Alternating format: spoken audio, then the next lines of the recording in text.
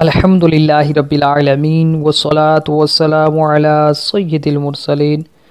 اما بعد فاعوذ باللہ من الشیطان الرجیم بسم اللہ الرحمن الرحیم الصلاة والسلام علیک یا رسول اللہ وعلی آلک واصحابک یا حبیب اللہ الصلاة والسلام علیک یا نبی اللہ وعلی آلک واصحابک یا نور اللہ۔ روزے کے شرعی مسائل کا پارٹ نمبر 16 ہے، قسط نمبر 16 ہے، اور آج کا پہلا سوال یہ ہے کہ کیا آنکھ میں عرق گلاب ڈالنے سے روزہ ٹوٹ جاتا ہے؟ تو جواب یہ ہے کہ جدید طبی تحقیق کے مطابق چونکہ آنکھ اور حلق کے درمیان منفذ موجود ہے، واضح سوراخ موجود ہے، لہذا روزہ یاد ہوتے ہوئے اگر کسی نے آنکھوں میں عرق گلاب ڈالا تو اس کا روزہ ٹوٹ جائے گا۔ دوسرا سوال یہ ہے کہ کیا عورت مخصوص ایام میں یعنی حیض و نفاس کے دنوں میں روزہ رکھ سکتی ہے؟ تو جواب یہ ہے کہ مخصوص ایام میں عورت کے لیے روزہ رکھنا ناجائز و حرام ہے۔ اس عورت کو اختیار ہے کہ ان دنوں میں چھپ کر کھائے یا اعلانیہ کھلے عام کھائے، لیکن چھپ کر کھانا اس عورت کے لیے افضل ہے، بالخصوص حالت حیض میں، مینسز کی حالت میں، کیونکہ یہ ایک پوشیدہ امر ہے تو اس کو بلا وجہ لوگوں پر ظاہر نہیں کرنا چاہیے۔ تیسرا سوال یہ ہے کہ اگر گرمی کی وجہ سے والدین بالغ بچوں کو روزہ رکھنے سے منع کریں تو کیا حکم ہوگا؟ جواب یہ ہے کہ رمضان المبارک کے روزے ہر عاقل بالغ مسلمان مرد و عورت پر فرض ہیں، بغیر شرعی عذر کے انہیں چھوڑنا جائز نہیں ہے، اور گرمی چونکہ فرض روزے چھوڑنے کا عذر نہیں ہے، لہذا اگر گرمی کی وجہ سے والدین روزہ رکھنے سے منع کریں تو گناہگار ہوں گے، اور بالغ بچے بھی روزہ نہ رکھنے کی وجہ سے گناہگار ہوں گے۔ چوتھا سوال یہ ہے اگر گرمی کی وجہ سے والدین نابالغ بچوں کو روزہ رکھنے سے منع کریں تو کیا حکم ہے؟ جواب یہ ہے کہ وہ نابالغ بچے جو 7 سال یا اس سے زیادہ عمر کے ہوں اور ان کو روزہ رکھنے کی وجہ سے نقصان کا اندیشہ ہو تو والدین ان کو روزہ رکھنے سے منع کر سکتے ہیں، اور اگر روزہ رکھنے کی وجہ سے انہیں نقصان کا اندیشہ نہ ہو تو پھر والدین منع نہیں کر سکتے، اگر منع کریں گے تو گناہگار ہوں گے۔ پانچواں سوال یہ ہے کہ اگر کوئی شخص رمضان المبارک کے روزے کی فرضیت کا انکار کرے تو اس کے لیے کیا حکم ہے؟ تو اس کا جواب یہ ہے کہ اگر کوئی شخص معاذ اللہ رمضان المبارک کے روزے کی فرضیت کا انکار کرے تو وہ کافر ہو جائے گا۔ چھٹا سوال یہ ہے کہ رمضان المبارک کی آمد پر اس طرح کہنا کیسا ہے کہ بہت بھاری مہینہ آ گیا ہے؟ تو جواب یہ ہے کہ اگر رمضان المبارک کی توہین کی نیت سے اس طرح کہا کہ بہت بھاری مہینہ آ گیا ہے تو یہ کافر ہو جائے گا، اور اگر توہین کی نیت سے نہیں کہا بلکہ اس لیے کہا کہ روزہ رکھنا اس کے لیے مشکل ہوتا ہے تو پھر اگرچہ یہ کفر نہیں ہے لیکن اس طرح کہنا نہیں چاہیے کہ اللہ پاک کی عبادت سے دل تنگ ہونا اچھی بات نہیں ہے۔ ساتواں سوال یہ ہے کہ جو شخص کسی مسلمان کو رمضان المبارک کا روزہ رکھنے کی وجہ سے برا بھلا کہے تو اس کے لیے کیا حکم ہے؟ تو جواب یہ ہے کہ جو شخص کسی مسلمان کو رمضان المبارک کا روزہ رکھنے کی وجہ سے برا بھلا کہے تو وہ کافر ہے۔ آٹھواں سوال یہ ہے کہ اگر کوئی شخص رمضان المبارک کے متعلق یوں کہے کہ روزہ تو وہ رکھے جس کے پاس کھانے پینے کو کچھ نہ ہو تو پھر اس کے لیے کیا حکم ہوگا؟ تو جواب یہ ہے کہ ایسا جملہ بول کر اس شخص نے کفر بکا ہے، اور اس جملے میں رمضان المبارک کی توہین کے ساتھ ساتھ رمضان المبارک کے روزے کی فرضیت کا انکار بھی پایا جا رہا ہے۔ نواں سوال یہ ہے کہ اگر کسی نے رمضان المبارک کے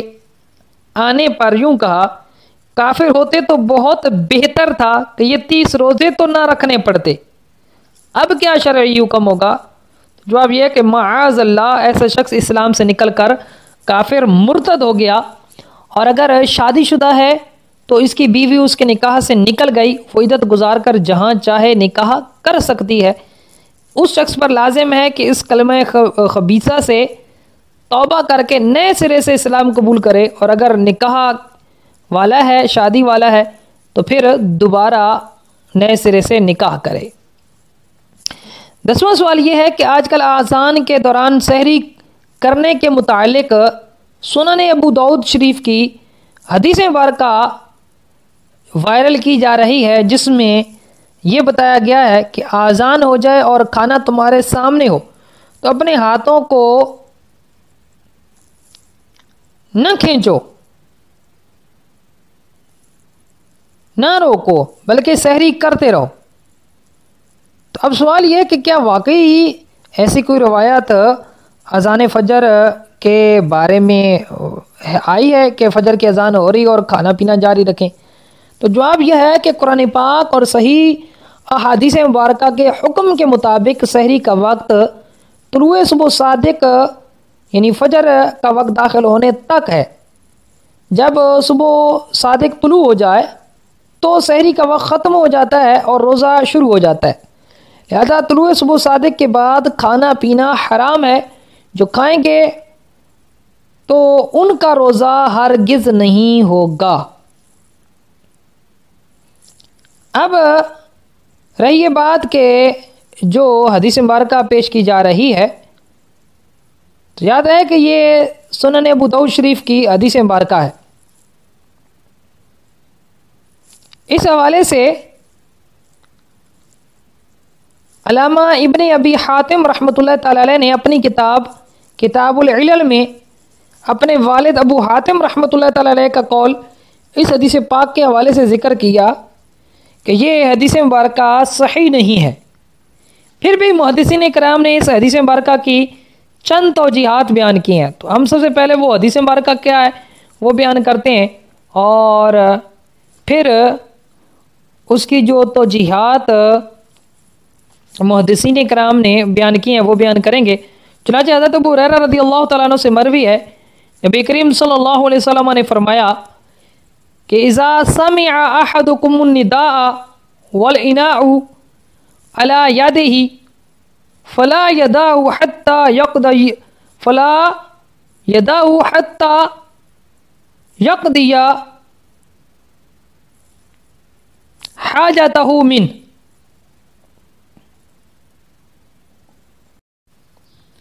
اور یہ سنن ابو داؤد شریف کے اندر جو دارالکتب العلمیہ بیروت لبنان کی ہے، اس کے اندر یہ حدیث نمبر ہے 2350۔ تو اب اس حدیث مبارکہ کا مطلب کیا ہے؟ سب سے پہلے تو ترجمہ یہ ہے کہ جب تم میں سے کوئی اذان سنے اس حال میں کہ برتن اس کے ہاتھ میں ہو تو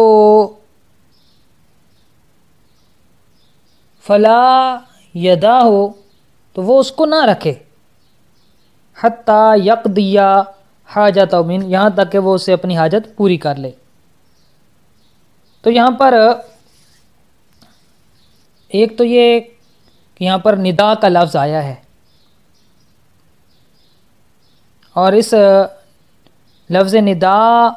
کے معنی کے اندر بھی کئی احتمالات ہیں۔ پہلا احتمال یہ ہے کہ یہاں پر ندا سے مراد مغرب کی اقامت ہے، فجر کی اذان مراد نہیں ہے، اور یہ قول شرح جامع صغیر التنویر کے اندر موجود ہے۔ دوسرا احتمال یہ ہے کہ یہاں پر ندا سے مراد اذان ہے، لیکن فجر کی اذان مراد نہیں ہے، مغرب کی اذان مراد ہے، کہ جب مغرب کی اذان ہو جائے تو پھر برتن تمہارے سامنے ہے تو اس سے اپنی حاجت پوری کر لو۔ جب مغرب کی اقامت ہو جائے اور برتن تمہارے سامنے تمہیں حاجت ہے تو اس سے اپنی حاجت پوری کر لو۔ اب یہاں ندا سے مراد مغرب کی اذان ہے، یہ کہاں لکھا ہے؟ یہ فیض القدیر شرح جامع صغیر میں بھی ہے، اور مولا علی قاری رحمۃ اللہ تعالی علیہ نے مرقات المفاتی میں بھی اس قول کو نقل فرمایا ہے۔ تیسرا احتمال یہ ہے کہ یہاں ندا سے مراد وہ اذان ہے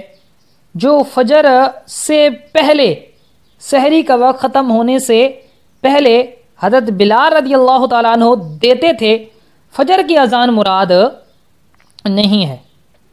اور یہ قول بھی مولا علی قاری رحمۃ اللہ تعالی علیہ نے مرقات المفاتی میں ذکر کیا ہے، اور فیض القدیر شرح جامع الصغیر میں بھی یہ موجود ہے، اور معالم السنن کے اندر بھی یہ قول موجود ہے۔ چوتھا اس کے اندر احتمال یہ ہے کہ اگر بالفرض یہاں پر ندا سے مراد فجر کی اذان ہو، جو نماز فجر کے لیے دی جاتی ہے، تو پھر ہم اس کا جواب یہ دیتے ہیں کہ یہ حکم ابتدائے اسلام میں لوگوں کی آسانی کے لیے رکھا گیا تھا، اور بعد میں اس کو منسوخ کر دیا گیا، تو لہذا بعد منسوخ چیز پر تو عمل نہیں ہو سکتا۔ اور یہ قول بھی مولا علی قاری رحمۃ اللہ تعالی علیہ جو بڑے عظیم محدث ہیں، انہوں نے مرقات المفاتی جو کہ مشکات المصابیح کی عربی شرح ہے، اس کے اندر انہوں نے اس کو ذکر فرمایا ہے۔ اللہ تبارک تعالیٰ کی بارگاہ میں دعا ہے کہ اللہ پاک ہم سب کو ماہ مبارک کی برکتیں سمیٹنے کی توفیق عطا فرمائے۔ اس ماہ مبارک کا صدقہ اللہ پاک ہم سب کی بلا حساب بخشش و مغفرت فرمائے، اور ہم سب کے علم، عمل میں، مال میں، اولاد میں، رزق میں، صحت میں، عمر میں، عزت میں برکتیں عطا فرمائے۔ آمین بجاہ نبی الامین صلی اللہ علیہ وآلہ وسلم۔